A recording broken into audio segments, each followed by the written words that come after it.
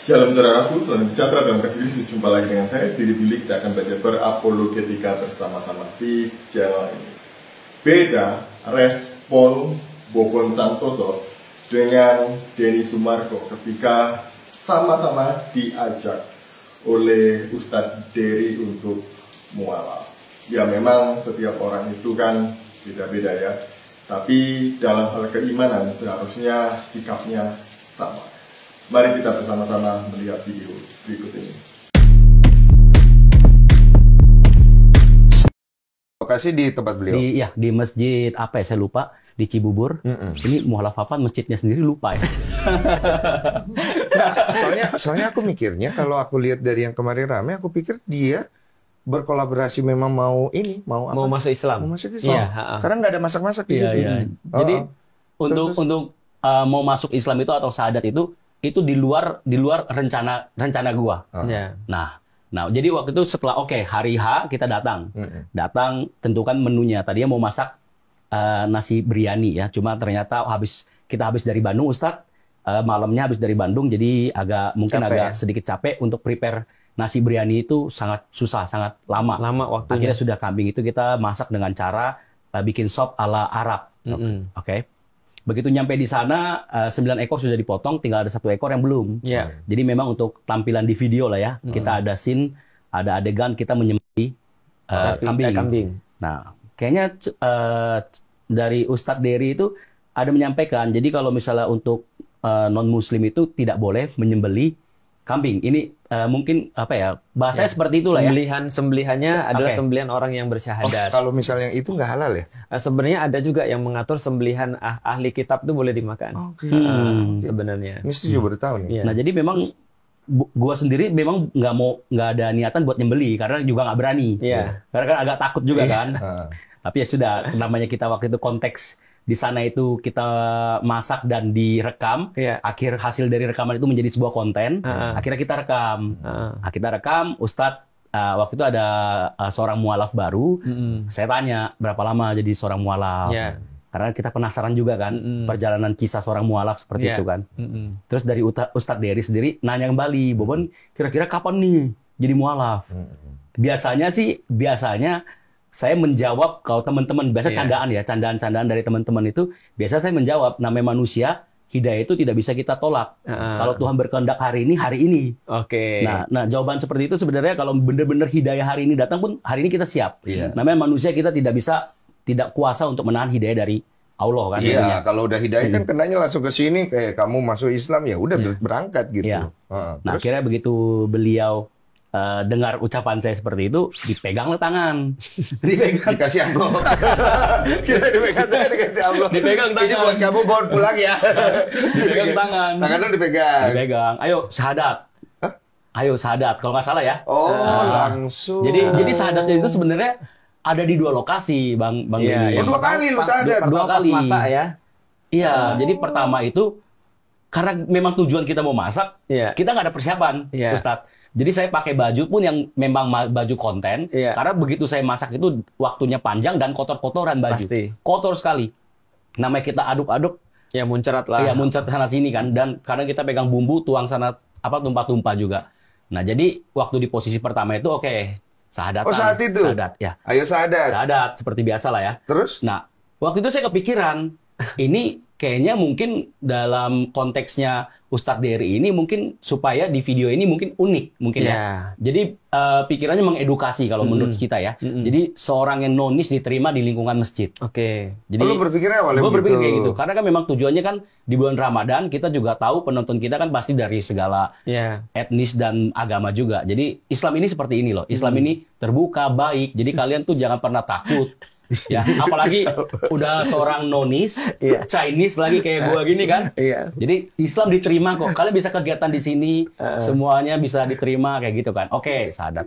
Waktu itu gua kepikiran dulu karena waktu itu Ustadz saya pernah masak di pesantren waktu itu di Probolinggo kalau nggak salah. Nah, santri-santrinya juga demikian. Jadi saking asiknya, deket dengan santri-santrinya, ditawarin juga syahadat. Jadi ada yang ngerekam. Jadi kita syahadatan juga. Dan itu orang juga banyak waktu itu, tapi santri-santri ya. Nah, disadatin, ayo ikut sadat. Ada yang rekam, sempat diupload sama orang-orang itu di TikTok. Tapi waktu itu kita juga bingung, ya sudahlah. Oh, bukan lu yang upload. Bukan gue yang upload. Ada yang ngerekam, diupload. Jadi gue juga bingung posisi itu. Makanya sampai hari saya bingung, kok si Bobon nggak upload. Iya. Nah, setelah yang itu diupload foto istri kayaknya. Iya. Dia lebih upload foto istri. Kalau ada cowok ngupload foto istri berarti Istrinya kemana? Dicari istri. saya Lanjut. Iya, Aduh, gitu, lucu banget oke, cerita kan? Bon. Iya. Oke, sadat lah. Saking seperti tadi kan, setiap orang kan berbeda caranya. Ustadz Dery semangat nih. Dan gue nggak menyalahkan Ustadz Dery sih. Gue nggak menyalahkan Ustadz Dery. Dan jadi Ustadz Dery semangat. Kalau nggak salah dia kayak teriak-teriak keliling-keliling kalau nggak salah ya. Iya, dia senang ya. Dia senang. Iya. Ya, waktu itu kan posisi kita yang dimana kita adalah tamu. Kita berkunjung ke rumah teman. Ya sudah, kita juga seneng lah ngelihat dia senang seperti itu. Iya, itu. benar, itu benar. Seperti itu. Adabnya seperti itu, harusnya seperti itu. Iya. Oke, setelah itu berlanjut saya masak nih.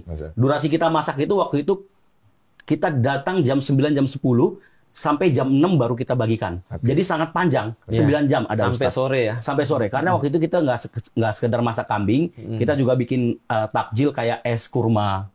Nah, itu dari kita sendiri. Tapi kalau untuk kambing itu ada rekanan dari Ustadz Dery yang memang support kegiatan kita. Nah, jadi setelah potong-potong kambing, kita buat es. Banyak waktu kosong. Ustadz Dery mau nggak belajar wudhu? Oke. Bagus dong. Jadi sudah, gimana sih? Kita juga penasaran. Gak salah juga Ustadz Dery. Ustadz Dery juga gak salah. Karena Bobon yes man. Iya. Jadi kita penasaran wudhu tapi kayak gimana. iya tuh kayak enakan. Iya. Oh, boleh kita rekam. Kameramen seperti biasa. Lagi-lagi seperti itu kebutuhannya karena kita kemas bahwa Islam ini seperti ini, terbuka nih, terbuka. Tapi gue juga kalau masuk masjid ngambil wudhu loh, Ustaz, sampai hari ini. Betul. Iya, lanjut. Dan sepertinya etikanya kalau seandainya kita nonis diperbolehkan masuk ke dalam masjid, sepertinya layaknya memang harus kita wudhu. Iya. Atau seenggaknya basuh-basuh, Ustaz. Iya, jadi bersih. Nggak mungkin dalam kondisi kotor ya. Apalagi saya habis masak kan. Habis masak, daging daging nempel kayak gitu kan. Akhirnya diajarin 3 kali, gini gimana. Masih hafal ya. Udah lupa. Udah lupa. Di sini. Nanti boleh diajarin Ustaz Felix. Nanti aku ajarin. Jadi lupa. Terus buka peci, basuh buat sambil bercanda kan Ustaz Dery kan. Basuh heningnya kepala kita. Wah, dibasuh. Gue ikutin ekspresinya dia gini. Ikutin juga. Oke. Setelah itu masak. Dan gitu ke rumah beliau, naik motor berdua. Panjang ya? Panjang. Dan gitu dikenalkan sama istri ya, istri beliau, ceritakan, terus kenalan dengan beberapa rekan yang datang ke rumah, ke tetangga. Setelah itu lanjut ke masjid. Nah, begitu lanjut ke area masak di samping masjid, beliau nanya, udah kentut belum katanya. Ada apa ini? Sholat. Katanya kalau belum kentut, wudhunya belum batal. Ayo masuk ke masjid. Diajak masuk ke masjid. Wudhu yang tadi nih? Wudhu yang tadi. Yang sudah berlalu berapa? Sudah berlalu mungkin 1 jam ada. 1 jam. 1 jaman. Ayo masuk ke masjid, lihat-lihat. Nah, karena kebutuhan video, ya kan masjidnya kan bagus, indah, sangat indah.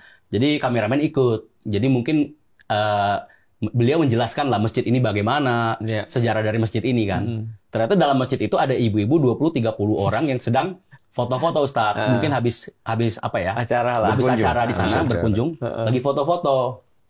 Ustadz Dery meminta ibu-ibu itu jangan pulang dulu. Bobon duduklah di depan ibu-ibu. Jadi ibu-ibu di sana, kitanya duduk di depan, disuruh duduk. Ada apa ini kok duduk di depan ibu-ibu gitu kan? Apalagi kita kan orangnya nggak enakan. Iya, masa kelihatan dari tadi nggak enakan. Jadi akhirnya kita duduk, mic kasih mic. Wah, apa lagi nih? Ya kan? Karena kita nggak berpikir, nggak mungkin. Gua kan waktu itu kan bener-bener nggak tahu ya. Kita kan belum mempelajari Islam secara detail dan dalam sekali kan. Nggak mungkin dalam hati kita mungkin diajak sahadat lagi, nggak sampai kepikiran gitu. Lu pikir mau kayak ngobrol? Kayak ngobrol. Biasanya kita tuh ngobrolnya mungkin yang motivasi lah. Sama Jadi ibu-ibu. ibu-ibu gimana kabarnya, dari mana? Kita ada masak-masak. Ya mungkin kita bisa ngajak mereka juga untuk mencicipi nanti atau bantu-bantu gitu kasih kan. motivasi atau apalah. Karena kan ibu-ibu kadang kan memang nggak jauh dari suka pada kalau misalnya ngeliat kuali besar kita tuh mereka suka gitu kan. Ternyata begitu dikasih mic, ayo syahadat. Ya sudah, syahadat. Lu nggak bingung? Kelihatannya bingung sih kayaknya. Oke, udah gitu syahadat lagi. Nah begitu syahadat lagi, jadi ada beberapa orang yang di sana memang mungkin pengunjung masjid atau memang orang-orang yang biasa main di masjid tersebut ya, ngerekam pakai handphone, ngerekam video kan, ada beberapa lah. Nah jadi begitu udah selesai semua, ibu-ibu ini bener-bener ini loh, nggak pernah kita bayangin. Begitu udah selesai, ibu-ibu nangis. Ya. Habis lu ngucapin kalimat saya, ibu-ibu nangis. Ibu-ibu nangis. Ada 2-3 orang nangis. Lu bingung? Bingung, Ustadz. Oh, ternyata aku sudah mualaf, gitu lah. Nah, kalau saya melihat kesaksian Bobon di podcastnya Densu, itu Bobon sebenarnya tidak menyangka bahwa hari itu dia akan mualaf, karena memang niatnya hanya masak-masak. Dan kesannya itu dia merasa nggak enak alias terpaksa, sehingga konten itu harus tetap berjalan. Jadi ini ya, dia merasa terpaksa dan tidak menyangka bahwa dia akan mualaf di sana. Ini ya, seharusnya seseorang itu bersikap tegas mengenai iman. Iman itu kalau iya, ya katakan iya. Kalau tidak, ya katakan tidak. Tidak perlu harus ada rasa sungkan kepada orang lain mengenai iman. Karena sebagai orang Kristen, maka kita harus menunjukkan identitas kita yang sesungguhnya. Nah, kalau hanya sekedar konten, ya dia bisa ngomong bahwa ini konten, tidak perlu ada yang mualaf-mualaf seperti ini atau syahadat-syahadat seperti ini. Nah, kalau demikian, Bobon sudah tidak bisa mengelak lagi, dia sudah tidak bisa keluar lagi dari apa yang telah dia lakukan bersama dengan Ustadz Dery ini. Seharusnya Bobon bisa lebih tegas mengatakan kepada Ustadz Dery ya, bahwa ini hanya konten ya, tidak perlu ada adegan mualaf segala. Kalau memang dia tidak berniat untuk menjadi mualaf. Nah, kalau dia hanya sekedar konten kemudian mengiyakan yang disampaikan oleh Ustadz Dery supaya kelihatan, oh ini diterima, nonis diterima di masjid, nonis diterima untuk masak-masak gitu ya.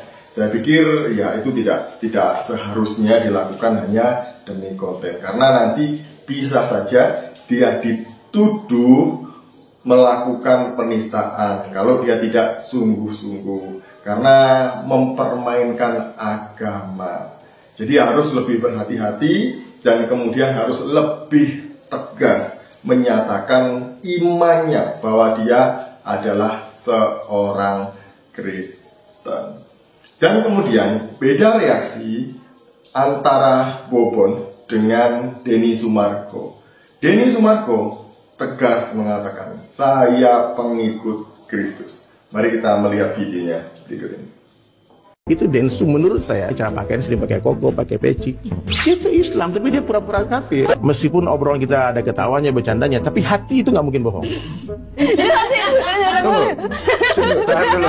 Saya nggak termakan langsung ya. Saya nih kalau ditanya, karena saya background saya mempelajari, saya menyukai. Kalau ditanya saya ikut siapa? Kalau ditanya saya ikut Yesus. Saya ikut Yesus. I'm okay, I'm fine. Kincana, teneng. Nah, kalau seperti ini kan jelas ya bahwa identitasnya adalah Kristen. Dia adalah seorang pengikut Kristus yang sejati.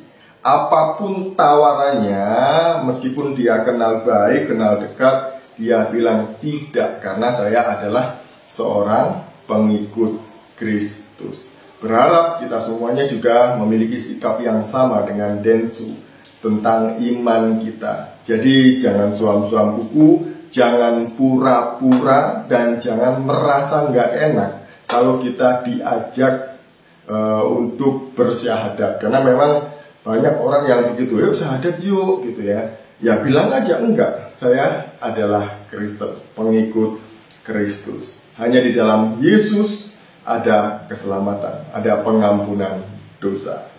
Demikian dari saya. Shalom, salam waras, Tuhan Yesus memberkati kita semuanya.